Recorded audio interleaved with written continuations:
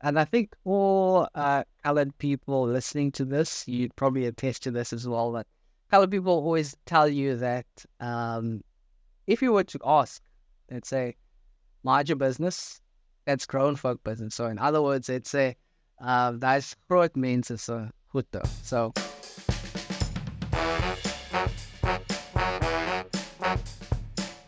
the boys are back in town, the international boys at that. As you see, Hey. we are onwards and upwards, man. Both in life and with the pod. Those of you who have joined us for the first time, this is the Big Vibe with Tev and Ty, your weekly place for all things interesting. Today we speaking about something that could be considered to be taboo in some instances, and you know, where there is a conversation, you're going to find us. So Having it. Tev and Ty today are going to be addressing the topic of sex. Yes, sir. It's all around. I think it's very accessible in this modern time that we find ourselves in. And it's actually gotten to a point where it could be something dangerous to some. It's overbearing to others. It's a form of expression to some.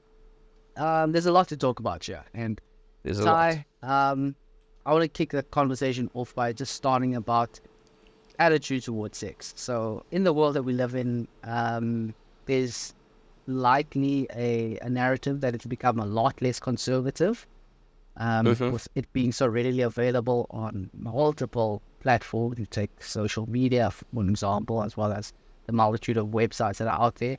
Would you agree with this statement that it has become a lot less conservative, and how do you feel about it overall?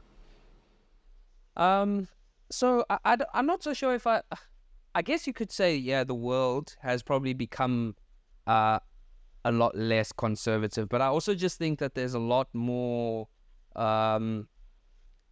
content and information and just stuff out there. And I think we have more information at our fingertips now than we ever did, and things are easier to reach now than they ever were. But yes, I think I would say that things are probably a little bit more conservative than in the past. I also think that's got to do with, I think the world in general is probably, and I don't have a fact to back this, so maybe we should just check. But I would guess that the world is probably less religious than it has been over a long period of time. I just mean in terms of straight up traditional followings of your more conservative religions, and I think that's probably playing a part as well. And also our not perception, but our interpretation of religion is probably a lot more open-minded than it ever has been. And I know sex and religion are not the only two things that are connected, but I think that also plays quite a big part. I mean, I don't know. How do you feel? Do you feel like it's less conservative than like when we were growing up? I think that a lot less conservative. I think with the times that we're in now, accessibility is one major aspect that contributes towards that. I think, to your point, there is a lot of not just denominations of what was traditional religious followings, but now you have a lot more, let's call it, representation of the spiritual community. So I'm not necessarily just talking about traditional faith, but we see a lot more, and I think it's very evident in our generations and in a lot of our, call it, communities. We have people that are led by horoscopes. They are led by, what can I say? Yeah, not necessarily faith-based. I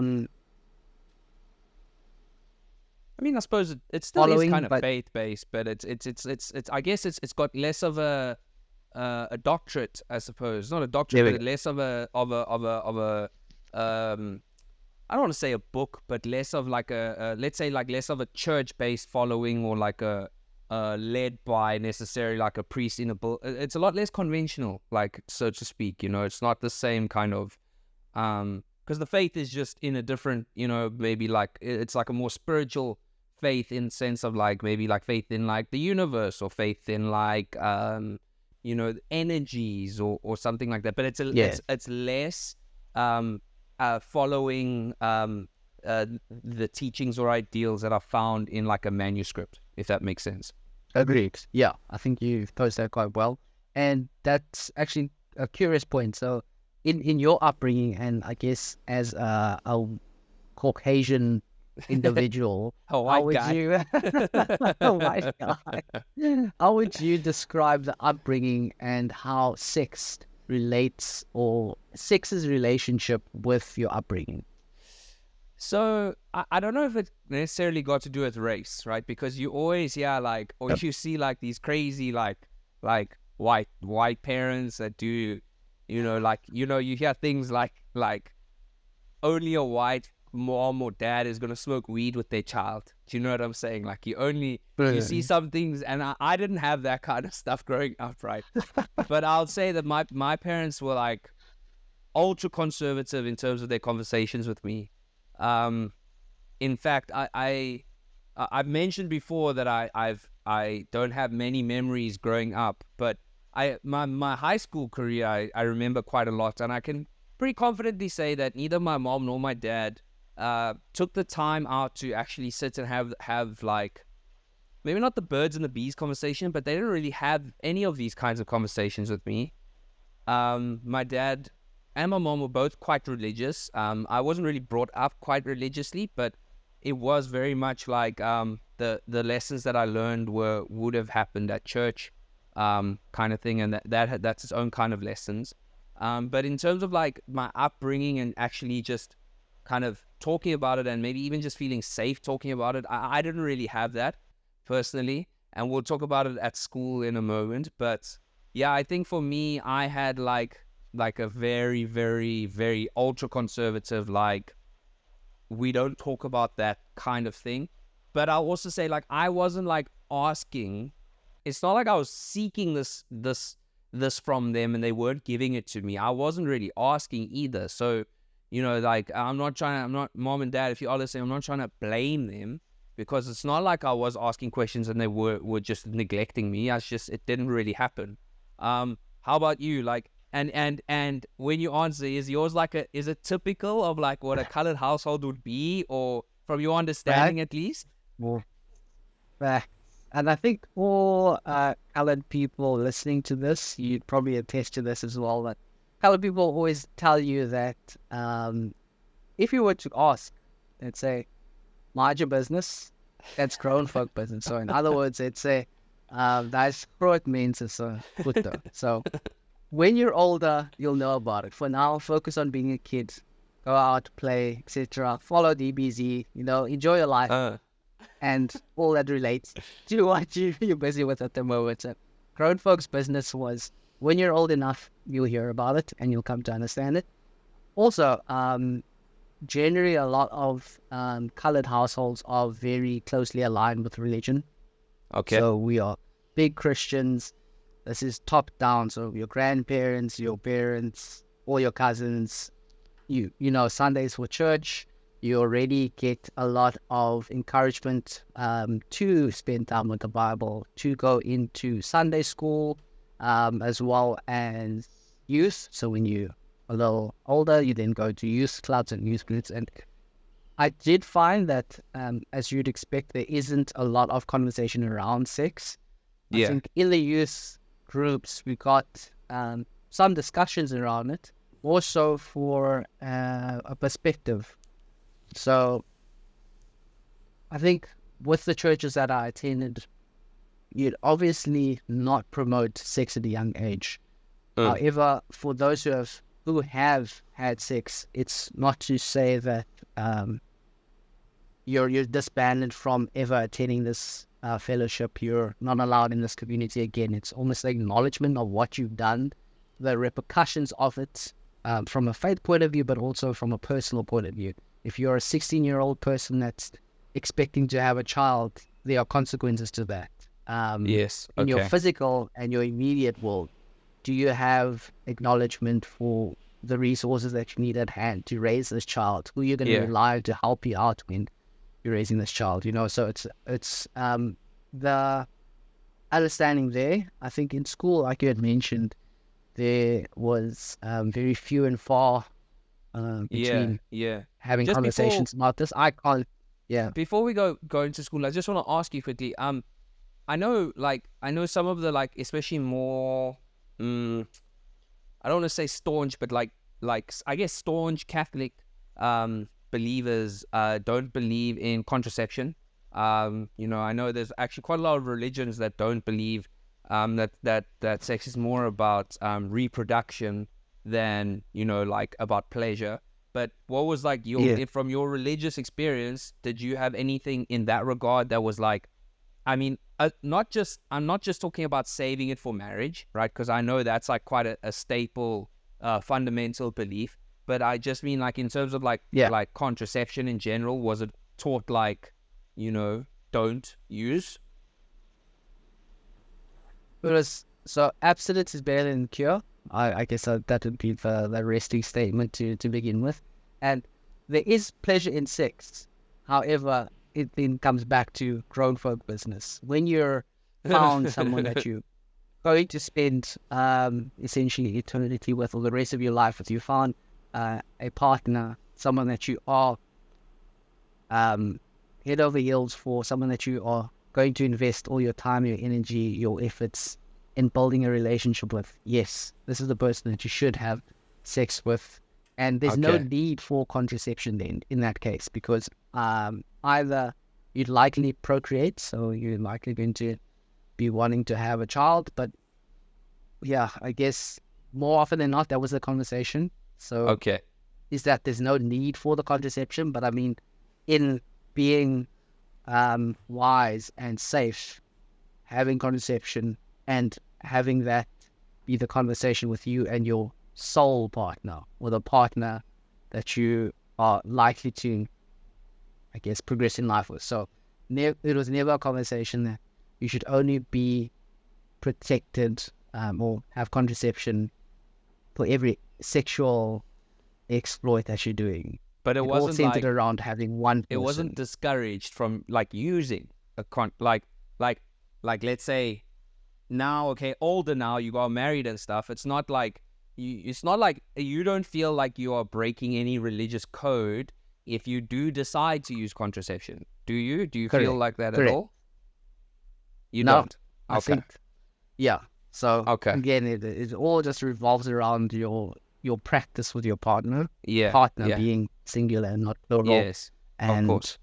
I mean, your life planning. So Yeah. obviously, when you Okay. have Well, I um, mean that the that actually consideration for kids, that's I think. that yeah, that makes sense. But that actually makes me think like, okay, so when I think now back to school, right? And now, so I teach, I've been teaching now for 5 years. Other than at the moment when I'm on like a dope 6 month sabbatical, which is actually not going as well. I got pretty sick, but like I'm not teaching at the moment, but I've been teaching for a long time. So I taught at a private school in South Africa. Then I taught at a kind of semi-government school in Thailand, and then I taught at a very international, like American school in Bangkok. But that one was founded on Seventh Day Adventist like principles, but it's not necessarily it doesn't necessarily follow a religious curriculum. So it's not like actually directly affiliated to the church in any way. And what I found is that even now as a teacher, and I'm older in this, where we're talking about how like, ooh, sex is everywhere. I'm like, but I haven't seen it enough in schools, right? So I haven't seen like, when I spoke to like the health teacher and stuff like that, I was like, do you do like sex education? And he's like, yeah, we do it. And I looked at like what they taught, and it looked like what we did at school. And I remember what I did in school was like I think in grade 7 was the first time. Yeah, grade 7 probably was the first time we were separated into boys and girls. I think it was Yep. for like 5 days, for an hour a day at the end of the day, where we were separated into these classes, and we were taught about sex, but purely from a biological point of view, like anatomy. This is how you would use a condom, and that was I do remember having consent conversations, and in high school I do remember having consent conversations as well. I'll admit, but I still feel as if like, you know, that there's that not nearly enough sex education was going on. Now you have like, I don't know, you and me, for example, who either it's grown mense se goedes, or for me, I just like, that no one's asking, I'm not asking, and no one's telling, and then I'm at school and I'm learning about it biologically, but everything else, like emotionally and stuff, I was never taught about this stuff, you know, and there's been times where I've I'm a stunted adult now because I don't have this information, right? And I can get it. Yes, I can Google it, I can email it, but you sometimes feel embarrassed, like I'm a 30-year-old male. I have to Google these things that sometimes I feel should have been taught to me. Like, I just feel like it should have been taught. But at the same time, I do also have a feeling that we were maybe a little bit immature, and maybe there was this emotional chat that was trying to be had when I was 13 years old.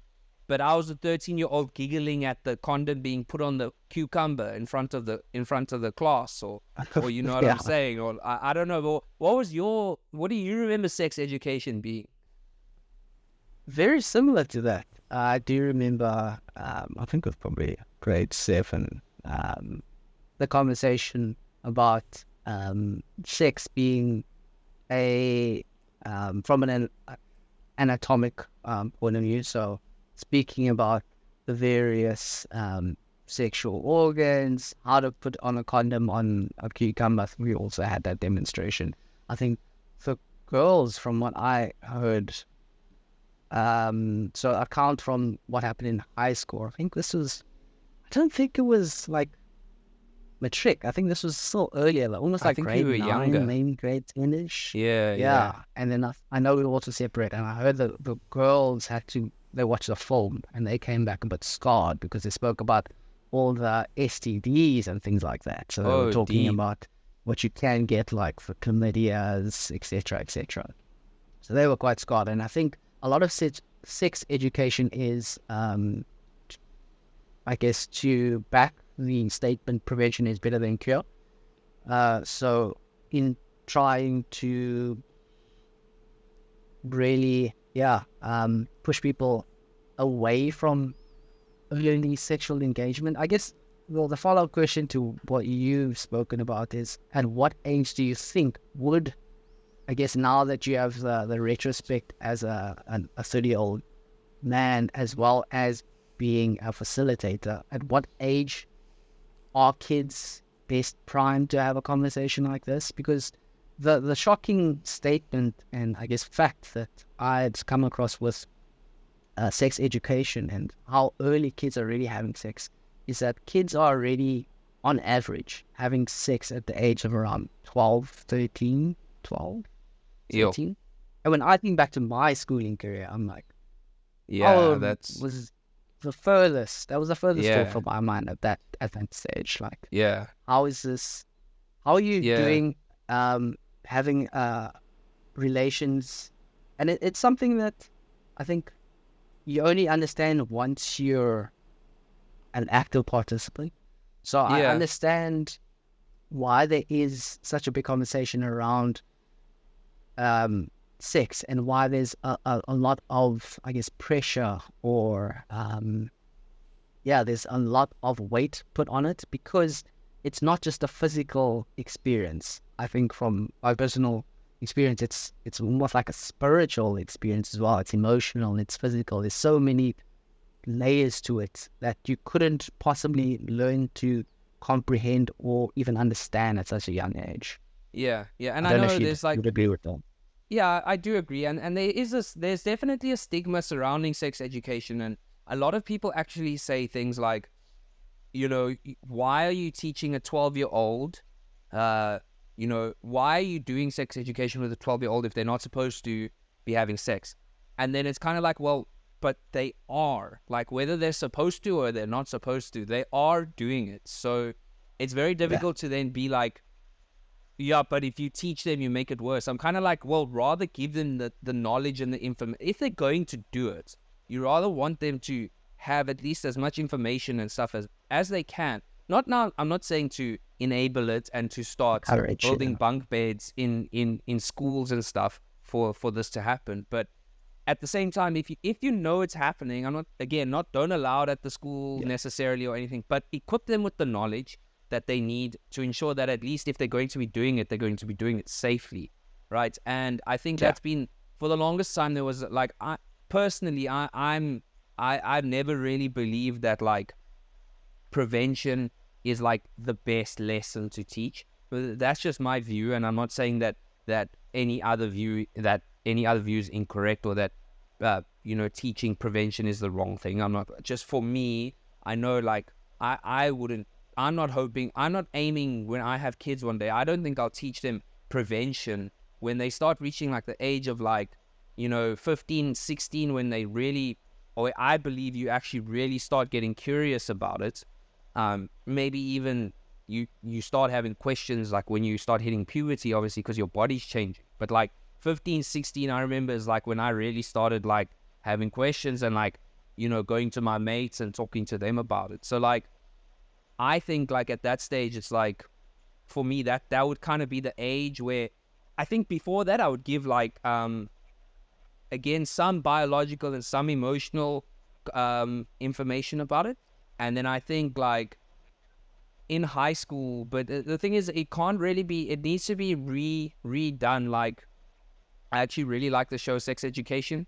I don't know if you've watched it, but it's quite good.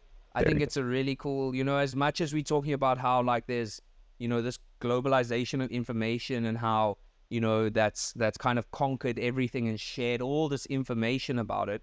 At the same time, it's also given like a lot of like education. Like even me watching Sex Education, I was like, whoa, I don't know that. Like, there's lots of things out there now that are like, and are also made in a way that's not scarring, like the video that they made our poor female colleagues at school watch, which again is kind of weird that only the females, that's a whole nother discussion to have, which I don't think you and I are quite privy to giving too much insight into. But like there's at least now there's relatable and accessible information, as well as what can be considered overwhelming, if you know what I mean. So like, it's nice to watch a show like Sex Education where you can feel a bit shy or whatever while you're watching it, but at the same time you are actually learning about it, and you can do it while having a bit of a laugh, or like having all these different relatable characters, people of different sexual orientations, people that are like asexual, things that we've never even heard of, but that definitely exist, But it actually led me to wanting to ask you about like, I wanted to ask you about OnlyFans, right? So for people that don't know, OnlyFans is like a kind of self-run adult content site where you, don't worry, the Big Vibe's not setting up the OnlyFans account just yet, but where you can go, you set up an account. I think it initially didn't actually start to be about adult content. I think it started to be just more exclusive content, where, for example, if the Big Vibe started an OnlyFans account, Patreon. Yeah, we could release an extra weekly episode, for example, but it became a lot more like adult content based. And I wanted to ask you what's your opinion like on OnlyFans? And I know you said that you came across like a really cool video or article or something that you heard about it. Yeah, I think it's always going to spark debate, because I think more often it's one of two sides. It's the pro. So the pro side, it's giving a majority of the content creators are women. I think there was a stat out there that it's about 80%, 90% women. Yeah, I think I saw 10% men. Something like that. So the fact that you're giving them the liberation to, I guess, take back their sexuality and own it. And on the con side, or the flip side of that coin, is that does this play into the objectifying of women? Because essentially, and maybe this is a bit wild of a thought, but it's almost like commodifying women. So you can pay for for women as an object, or as a product. Yeah. So that's obviously the con. And the video that you mentioned is the interview that I saw. I think her name is Al Brook, have with Piers Morgan. And he had it's about a 10, 15-minute conversation with her. And she's quite a renowned star on the platform. And she's used that basis to spring off into other ventures. So she's now into celebrity boxing, as a Okay. result of the fame that she's managed to create from the OnlyFans platform. It's given her the ability to become a celebrity, to become a household name, so to speak. And he had another expert in the US, and essentially the question or the line of questioning was, for you as a creator, what did this mean? You were someone that was studying to become a law practitioner, and you had dropped out to pursue a career in OnlyFans. Why is that? You're smart, you've got everything going for yourself. You didn't need to do this. Her rebuttal was that she's good at it. It's something that I can do. I'm really good at it. I clearly have the exposure that I want. I get to become a celebrity, and on top of all of that, I get paid. I get paid stacks. I think she said she's one of the top creators, so like 0.0 whatever percentage of the creators. And you get paid by the platform. You get paid, obviously, by your big hull of subscribers. Yeah. And it's made her a millionaire or thereabouts. However, the conversation was also led to what happens when she has kids one day, and what this looks like for them growing up, for them going to school and having her mother posted across social media, easily accessed. What kind of conversations does this need to drive with her and her kids? And she said, well, at least they'll be able to cry in a Ferrari. You know, it will be so well off that all of this No worries. is exactly. And the interesting bit was that the guest in the States, who is a relationship expert or something or the other, was saying that as much as this is a platform for female liberation, it's giving people the power to essentially empower themselves and get to put out how their boldness for their sexuality and their content.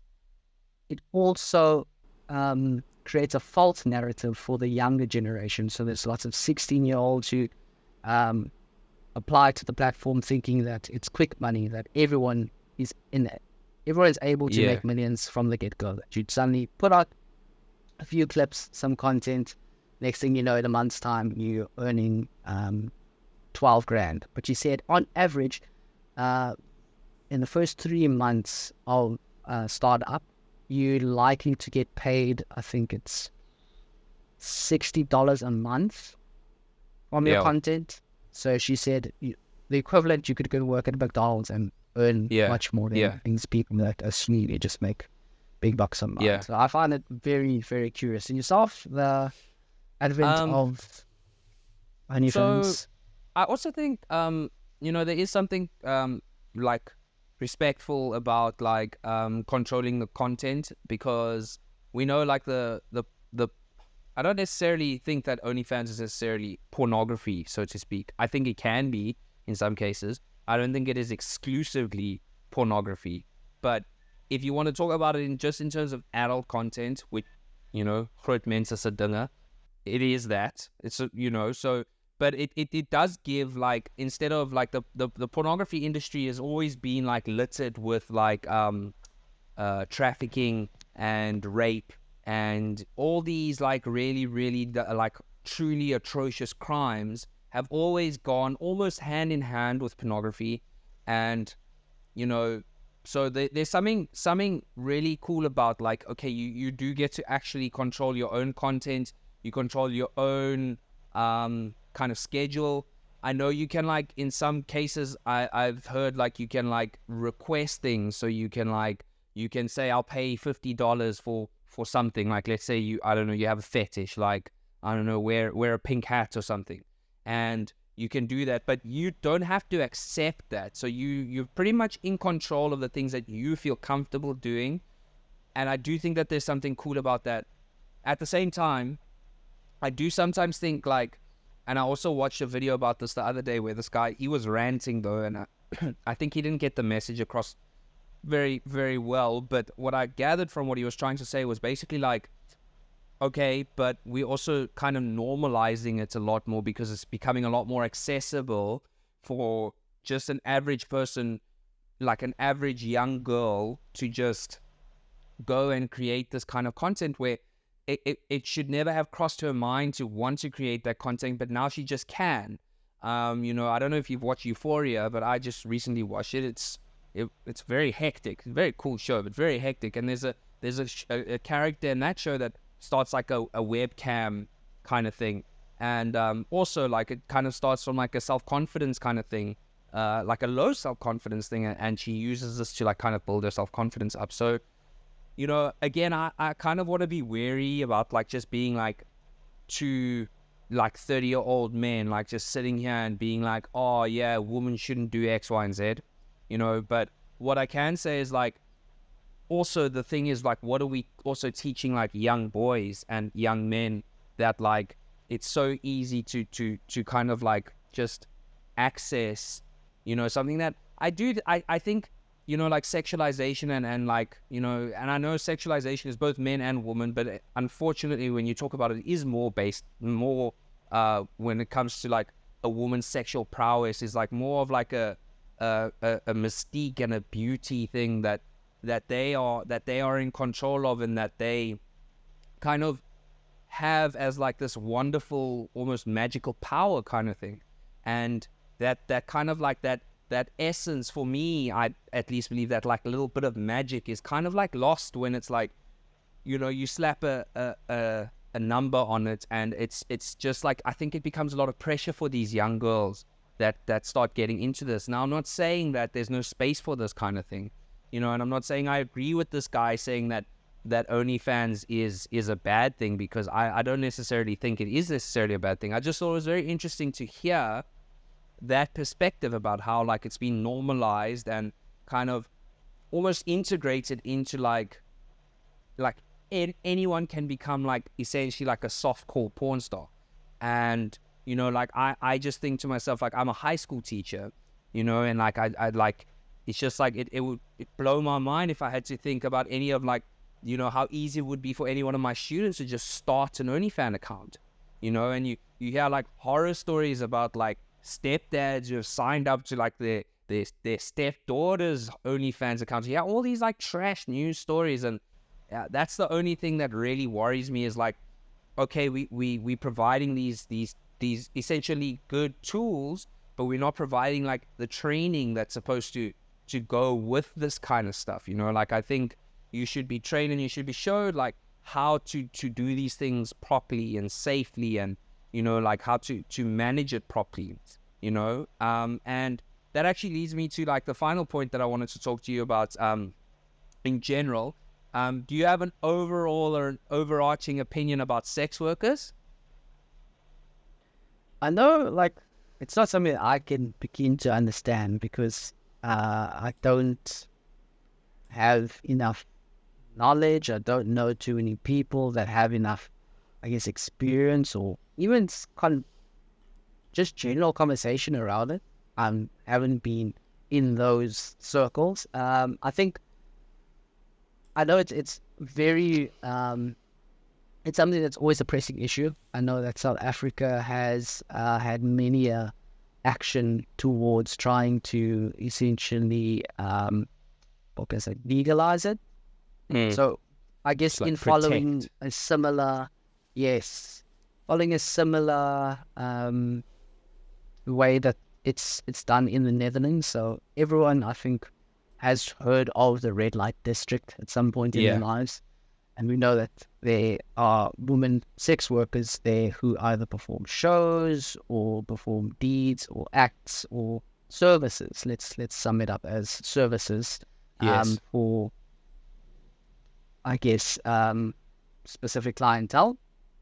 And I think, being in such a I call it a sex positive nation, they generally have a lot more backing from a legal point of view. So these Yeah. are the set of this is a framework in which sex workers can operate in. This is the safe area in which they can practice their Yeah. profession, for Yeah. lack of a better phrase. And that's something that I know a lot of nations have been trying to do to best promote safer and, I guess, better structured Yeah. I guess is the best way I can Yeah. say it. I, Forced next work. So I yeah, think I don't know. Yeah, yeah. So I think it's like one of those things you always hear that like prostitution is like the oldest profession. And I think that's always so interesting. I think it's sort of like my favorite quotes about prostitution, like, oh, but you know, it's the oldest profession.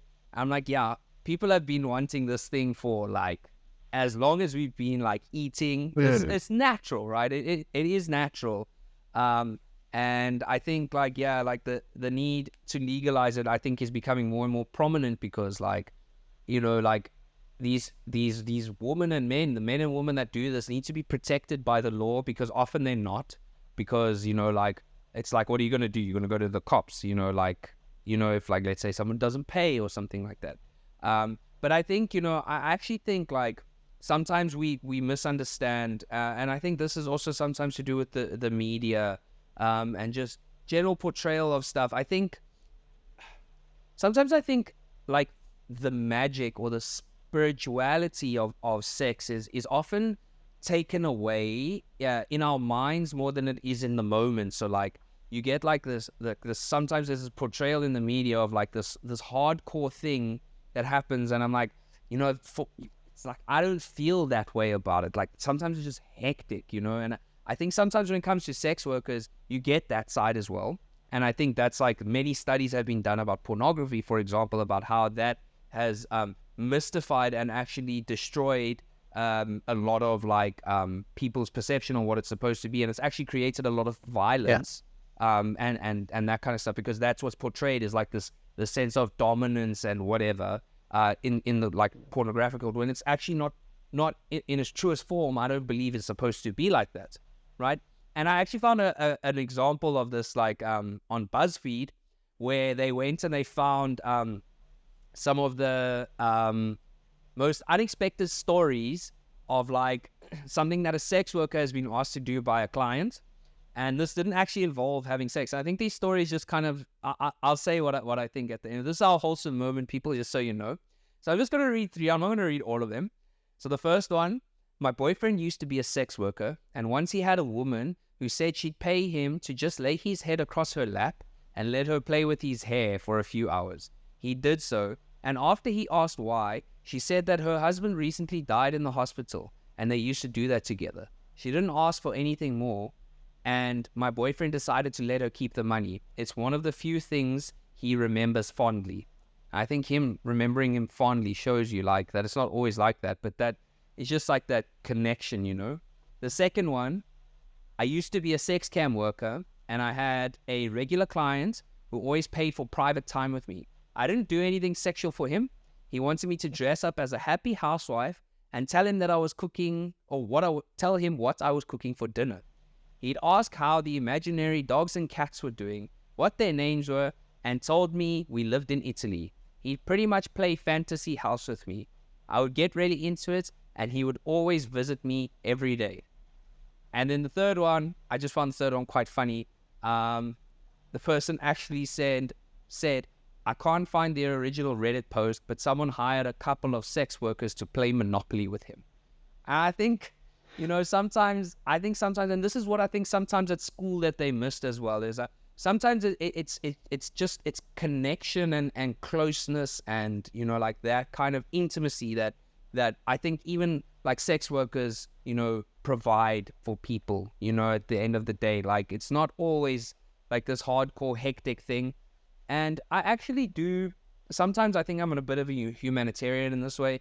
I actually sometimes do think that like this growing presence in like the media and stuff is actually a good thing for the world, because the more it comes out and the more it's like controlled by different people and the narrative is actually spoken by different people, the more we'll get a bigger understanding of it, and the better it will become for the world as a whole. You know, like now they're making documentaries about how bad the pornography industry is. Before it was so taboo to talk about, and now it's like, okay, but let's dig into it and like let's actually like debunk this multi-trillion-dollar industry. You know, it will take years and decades to undo. But I just think like, you know, when we actually get down to the root of it, much like in that wholesome like little story, I think it is actually just about that connection. And that's kind of why I wanted to talk about it a little bit today, and just like, just also just voice our opinion on it a little. Yeah, I think it's a really interesting conversation. I think it's one that will be spoken about until the cows come home. Myself, I'm still trying to wrap my head around it. There's, like I said, things that I don't understand. I don't think they're things that I'd ever understand. But there is a conversation there. There is opinions to be had, and we want your opinions. So, I mean, you know where to find us. We have our specific website. I'll have very sleek, very sexy website. Sexy website that we have out there. It's the Big Vibe Podcast. No, Big Vibe Podcast. Not the Big Vibe Podcast. Take away the. So, cue again. Our website is bigvibepodcast.com. You can find our latest episode there. We're on social media. We're on Facebook. We are on Facebook, Instagram, TikTok are our main ones. Catch this on Spotify. Please remember that there is the poll question. So let us know which part of this episode you like the most, as well as answering the poll question that we have in there for you. And if you're looking to look at any of our previous episodes, please jump onto YouTube, Spotify. I will that. Any last words, Ty? Nah, that's it. I must say I really enjoyed that. And I do also want to say to the listeners, Tev and I have been talking. We both actually just want to get like more women on the podcast as well. We've got some ideas lined up. So if you are a lady and you'd like to come onto the podcast, just reach out to us. We'd love it. Anyone really, guys, girls, anyone. If you want to be on the pod, just let us know. We're happy to chat to anyone, and we enjoy doing that. But yeah, we really want to get some women on the podcast. I think it would be cool. We have some ideas of who we want to get involved, so keep an eye on that. But other than that, yeah, another great episode. And for me, that's it and I'll see you everybody next week. That's it. See you then. Peace.